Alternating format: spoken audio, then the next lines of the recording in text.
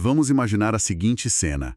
É de noite e o ar carrega aquele cheiro inconfundível e delicioso de espetinhos assando na brasa. Cheiro bom demais. Bom demais, né? E, olhando ao redor, as luzes de um espaço comunitário brilham ali de um jeito bem acolhedor. E o som de fundo não é tipo o trânsito pesado ou aquele zumbido de uma televisão, mas sim o som de gargalhadas genuínas de vizinhos. O barulho da vida real acontecendo, basicamente. Exato. O barulho de crianças correndo livremente, murmúrios de conversas que se cruzam entre as mesas. Isso pode até soar como a descrição de uma cena de novela de época, mas é exatamente o ponto de partida do nosso mergulho profundo de hoje. Uma cena muito viva, não é? Muito. Nós vamos focar em algo que, muitas vezes, passa batido nas grandes discussões urbanas, mas que tem um poder transformador absurdo, que é a mecânica do engajamento comunitário. E eu diria que é uma mudança de lente analítica muito necessária para a gente fazer hoje. Com certeza. Nós passamos tanto tempo debatendo macropolítica, né? Tendências econômicas globais, e a gente acaba esquecendo que a base da sociedade civil se forma, na verdade, nas calçadas, nos bairros e, claro, nas associações locais. O tecido social é costurado no microcosmo. É isso mesmo. E, para entender como isso funciona na prática, nós trouxemos para a mesa de análise hoje um estudo de caso fascinante. Ele é baseado em registros recentes e muito vibrantes de um bairro chamado Cup Rádio. Isso, um material muito rico. Sim, nós tivemos acesso a vídeos de eventos beneficentes, homenagens a lideranças locais e até expressões artísticas dos próprios moradores.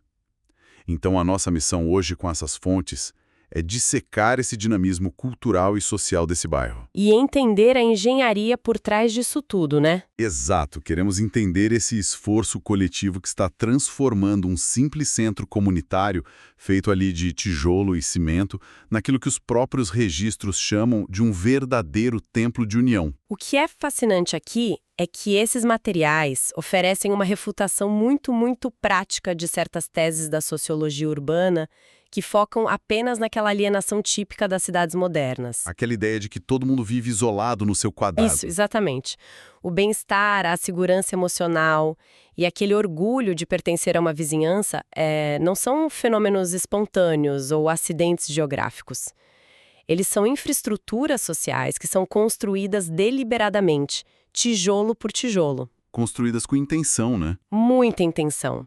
E as fontes do Coop Farhad nos mostram que a argamassa dessa construção não é feita de discursos vazios, mas de ações extremamente pragmáticas e de um voluntariado muito bem orquestrado. Certo. Vamos analisar isso em detalhes, então. Começando por algo muito tangível, que é a comida. A melhor parte para agregar pessoas. Sem dúvida. Os documentos detalham iniciativas práticas como a pizza solidária e um grande churrasco beneficente. E o objetivo ali não era apenas confraternizar, comer bem.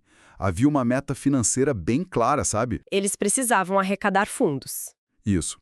Fundos para a reforma do centro de eventos local, o centro comunitário, mas aqui eu quero fazer o papel de advogado do diabo por um momento. Vai em frente. Levantar dinheiro vendendo pizza ou fazendo churrasco para consertar o telhado ou pintar a parede do centro comunitário não seria apenas um sintoma da ausência do poder público? Tipo, por que isso é tão digno de nota na nossa análise?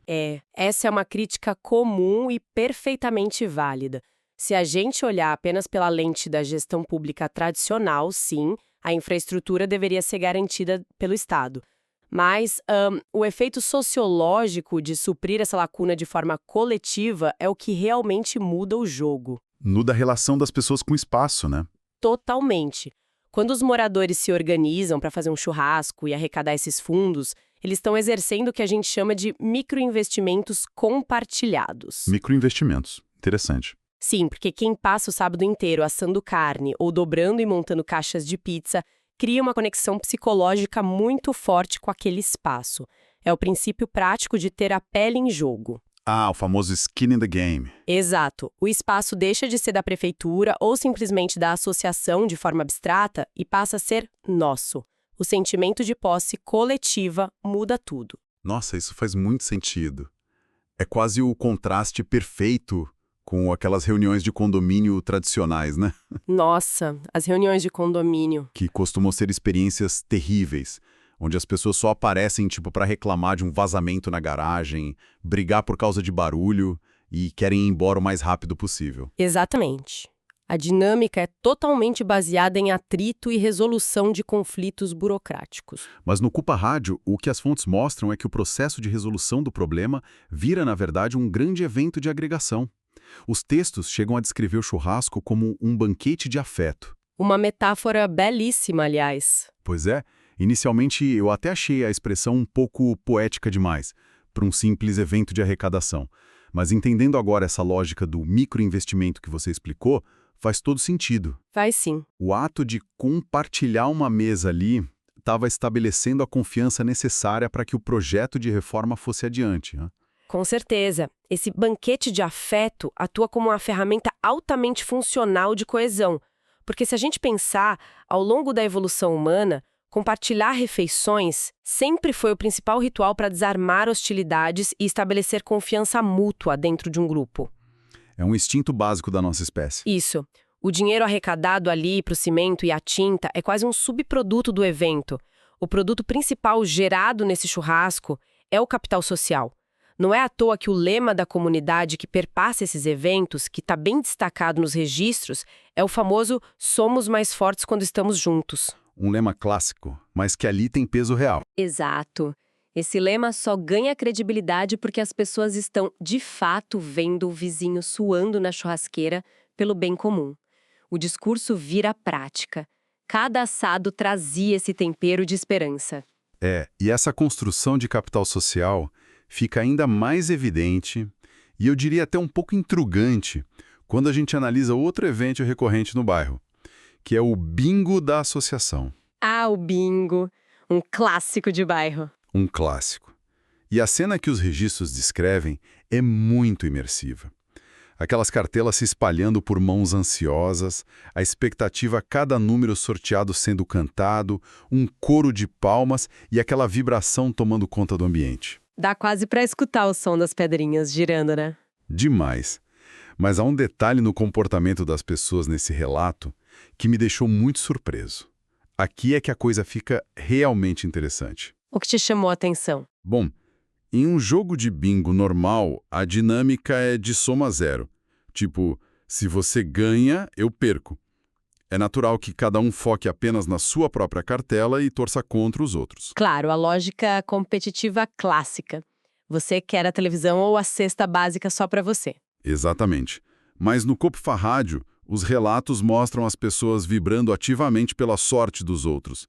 Havia quem torcesse para que o vizinho da mesa do lado completasse a cartela e levasse o prêmio. Isso é fascinante. Sociologicamente falando, por que um grupo de pessoas subverte a regra básica da competição individual em prol do outro dessa maneira tão natural? Se conectarmos isso ao cenário maior, esse comportamento é um excelente exemplo do que o sociólogo Émile Durkheim chamava de efervescência coletiva. Efervescência coletiva. Sim, em determinados momentos de reunião social muito intensa, a identidade individual das pessoas meio que se funde temporariamente com a identidade do grupo.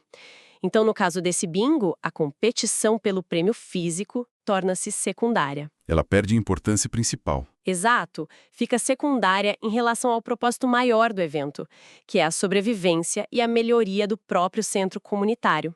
A comunidade entra numa dança coletiva. Ou seja, se o vizinho ganha, o dinheiro da cartela dele já ajudou a financiar a reforma de qualquer maneira, né? O objetivo coletivo já foi alcançado na largada. Perfeito, é exatamente isso. O projeto compartilhado anula aquela frustração da perda individual. As fontes que a gente analisou utilizam até termos que parecem literários, afirmando que o bingo se tornou uma poesia escrita pela comunidade. É lindo isso. É lindo e profundo. Traduzindo para a sociologia, o que a gente tem ali é a suspensão temporária desse hiperindividualismo que domina tanto a vida urbana moderna. O maior prêmio foi invisível. Aquele sentimento de pertencimento, né? Isso, a recompensa de estar em um ambiente onde o seu sucesso é celebrado genuinamente pelo seu vizinho. Isso gera um nível de segurança psicológica que é raríssimo hoje em dia. É por isso que o texto conclui com tanta precisão que o evento ergueu muito mais do que fundos. Ele ergueu laços, Exato, ergueu laços. ergueu laços. E essa consolidação de laços nos leva a um aspecto estrutural do bairro que vai muito além de eventos pontuais para arrecadar dinheiro. O nosso estudo de caso hoje também mergulha a fundo na Feira Cultural do Cooperarádio. Um evento muito marcante para eles. Sim. E que ocorre de forma metódica, religiosamente todo o primeiro sábado do mês. Acabou se consolidando como o grande ponto de encontro mensal das pessoas. Uma verdadeira âncora no calendário. E os materiais detalham uma oferta impressionante de coisas lá. Tem brinquedos para as crianças, artesanato, trabalhos manuais, a chamada indústria caseira, e, claro, uma presença fortíssima da gastronomia típica sul-mato-grossense. A gastronomia sempre presente. Sempre. E aqui a gente precisa fazer uma menção honrosa ao famoso pastel da associação. Pelo que os textos mostram, ele é tratado quase como uma instituição local intocável. Dá até vontade de provar esse pastel agora. Dá mesmo. Mas falando sobre a feira, a regularidade e a previsibilidade desse evento são pilares muito, muito importantes. Ter esse compromisso inegociável cria uma rotina na comunidade. Mas o ponto central aqui, e que vai muito além do simples lazer de comer um pastel gostoso no final de semana, é a mecânica de economia solidária que se instala ali no bairro. Uma iniciativa brilhante que une lazer e desenvolvimento econômico, né? Sem dúvida. Nós precisamos entender que uma feira como essa atua literalmente como um escudo econômico para a vizinhança. Como assim? Explica um pouco mais sobre esse aspecto do escudo econômico. Porque muitas vezes a gente ouve o termo economia solidária sendo jogado nas discussões como se fosse só uma palavra bonita para vender artesanato na praça. Como isso afeta estruturalmente a riqueza ali do Coparrádio? A grande diferença está na forma como a riqueza circula. Vamos pensar em bairros estritamente residenciais, aqueles que funcionam apenas como bairros dormitório. Certo. Nesses lugares, o morador ganha seu salário, muitas vezes trabalhando fora do bairro, e gasta esse dinheiro em grandes centros comerciais, hipermercados ou em plataformas online de outras cidades ou países. O capital entra e sai quase imediatamente. Exato, não fica nada no bairro. O que a Feira Cultural do Coparádio faz é reter parte desse capital localmente, através do que os economistas chamam de efeito multiplicador local. Efeito multiplicador. Isso. O dinheiro que alguém gasta no famoso pastel da associação ou na barraca de trabalhos manuais vai direto para o bolso de um vizinho. E esse vizinho, por sua vez, provavelmente vai usar esse mesmo dinheiro para comprar no mercadinho da esquina ou para pagar um encanador que mora na mesma rua. Entendi. Cria-se um ecossistema interno. O dinheiro gira várias vezes ali dentro antes de sair do bairro. E com isso gera oportunidades de negócios reais e ajuda na renda das famílias. É o verdadeiro desenvolvimento econômico descentralizado, focado totalmente na resiliência local. Essa retenção de capital protege a comunidade contra aqueles solavancos da macroeconomia. Fica menos vulnerável. Com certeza. Quando o bairro estimula essa indústria caseira e o artesanato, ele está construindo uma rede de segurança financeira paralela.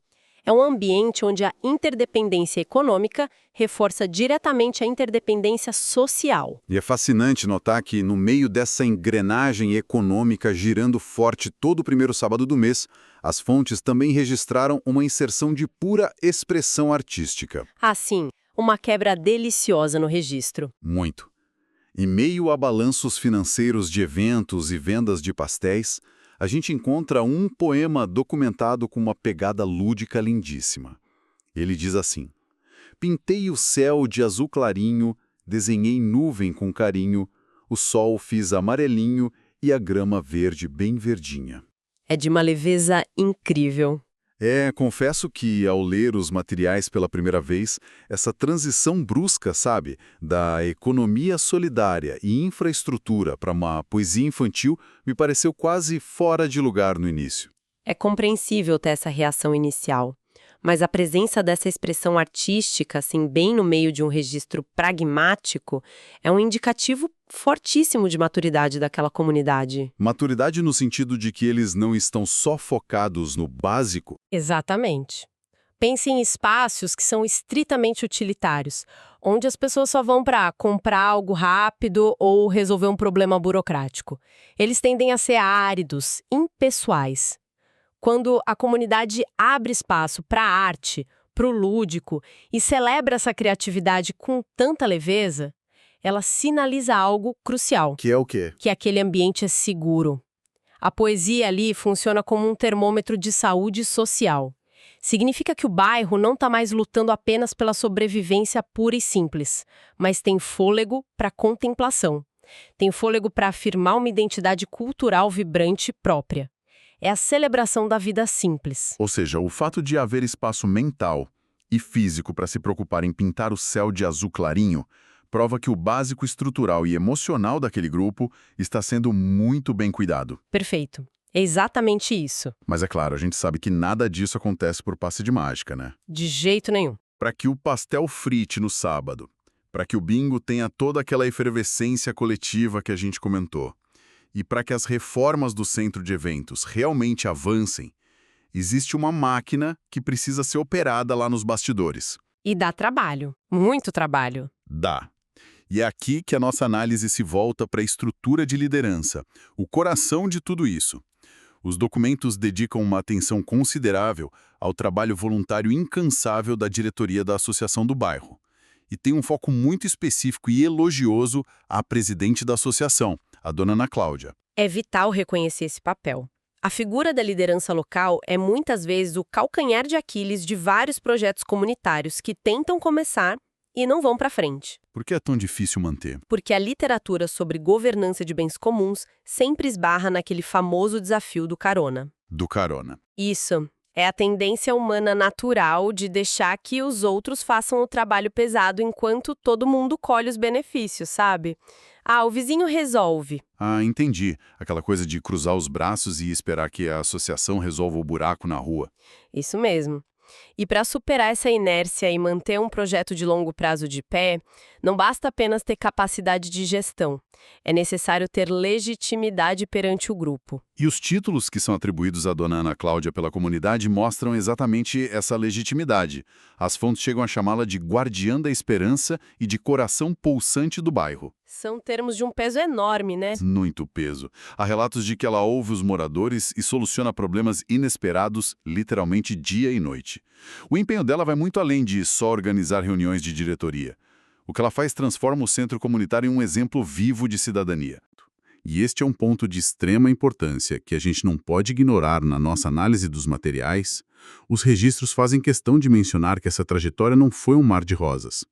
Houve atritos. E eu diria que esse é possivelmente o aspecto mais maduro e realista dos registros que nós estamos dissecando hoje. Com certeza. O texto cita com muita clareza que a liderança enfrentou pessoas de pensamentos contrários e que precisou agir com firmeza, fazendo valer a sua personalidade para defender o bem comum da vizinhança. O que é super normal em qualquer grupo humano. Exato. Mas geralmente, quando a gente lê homenagens ou retrospectivas de associações por aí, o padrão é varrer qualquer menção a conflitos para debaixo do tapete. Tentar apresentar uma falsa unanimidade onde todo mundo concorda com tudo. Por que é tão significativo que o próprio material do Cooper Rádio documente abertamente essa resistência? Porque isso quebra totalmente aquela visão romantizada e ingênua que muita gente tem sobre o trabalho voluntário. Aquela ilusão de que é tudo fácil. Isso. Existe uma crença limitante de que o engajamento comunitário é tipo um filme, onde todos os vizinhos andam de mãos dadas e cantam em harmonia o tempo todo. E a realidade passa longe disso. Muito longe. A realidade é que administrar um bairro é lidar o tempo todo com escassez de recursos, com prioridades concorrentes e, claro, com vaidades humanas. Quando as fontes destacam que a presidente enfrentou oposição e precisou ter pulso firme, elas não estão focando em quem estava certo ou errado nessas divergências. O ponto não é apontar dedos. Exato. O ponto é revelar a verdadeira anatomia da resiliência comunitária. O sucesso sucesso de um projeto local não é medido pela ausência de conflitos, é medido pela capacidade da liderança de navegar e resolver essas divergências sem deixar que a associação colapse. É manter o projeto de pé para promover a dignidade de todos os moradores. Fica muito claro que a verdadeira liderança não busca ser uma unanimidade vazia, ela busca a eficácia para a comunidade inteira. Algumas decisões difíceis precisam ser tomadas para garantir aquelas melhorias na infraestrutura e o bem-estar da vizinhança, até mesmo daqueles que inicialmente foram críticos ao projeto. Exatamente. A busca pelo bem comum muitas vezes exige, sim, um contraponto forte. E o voluntariado tem taxas altíssimas de esgotamento, o famoso burnout. Sim, o desgaste mental e físico. Muito. E quando os moradores reconhecem essa firmeza publicamente nesses registros, eles estão validando o peso imenso que a diretoria carrega nas costas diariamente. Então, o que tudo isso significa na prática? Chegando aqui na reta final da nossa investigação, nós desempacotamos a mecânica da solidariedade através da pizza e do churrasco, dissecamos aquela sociologia surpreendente do bingo onde todos torcem por todos. Vimos a poesia do bairro. Sim, a poesia lúdica, a efervescência coletiva. Entendemos também o funcionamento bem tático da economia solidária da feira cultural, lá com os pastéis, o artesanato girando a economia local. E, finalmente, tiramos esse verniz romântico para entender a firmeza de propósito exigida da liderança voluntária. Somando todas essas peças, qual é o grande legado do Cooparádio? A grande síntese que esses materiais nos trazem é que o verdadeiro legado do Cooparádio, no fim das contas, é o próprio sentimento de pertencimento. E esse sentimento não é um dom que cai do céu. É uma obra de manutenção diária. Construída na unha, muitas vezes. Exatamente. As reformas físicas no centro de eventos são essenciais, claro, são a prova material, mas elas funcionam só como uma âncora para algo mais profundo. O Cooparádio prova que quando a comunidade acredita de verdade e trabalha unida, se garantem não apenas as paredes do prédio, mas um futuro promissor e digno para todos ali. As dinâmicas da nossa própria época. Essa capacidade de olhar para um prédio comunitário precisando de reparos e, em vez de ver apenas mais um problema terceirizado, ver ali uma oportunidade de criar um templo de união, é de uma inteligência comunitária que é rara hoje. Sem dúvida. E isso levanta uma questão importante, sabe? Uma reflexão final para conectarmos toda essa inteligência local bem documentada com a nossa realidade macro. Qual seria a provocação para quem nos ouve? Pensemos no seguinte: nós vivemos na era da hiperconexão. Temos a tecnologia para trabalhar com equipes em outros continentes, conversar em tempo real com pessoas do outro lado do mundo, consumimos conteúdo global o dia inteiro. Mas, ironicamente, existe um déficit crescente de conexão local. Muitas vezes a gente não sabe nem o nome do vizinho do apartamento da frente. Exatamente. Então, a provocação que fica é: o que seria necessário, na prática, para replicar esse mesmo nível de união, de poesia coletiva e de economia solidária nos bairros onde cada um de nós dorme todas as noites? Como romper essa bolha de isolamento, né? Isso, como podemos nós mesmos transformar os nossos próprios espaços físicos, muitas vezes impessoais, em novos templos de união? Essa é uma reflexão fantástica para deixarmos como semente para a nossa audiência cultivar. É uma questão sobre onde decidimos investir a nossa energia e a nossa presença física. Muito obrigado a todos que acompanharam mais este mergulho profundo com a gente. Continuaremos explorando esses recortes fascinantes do engajamento e do comportamento humano na nossa próxima análise. Até lá!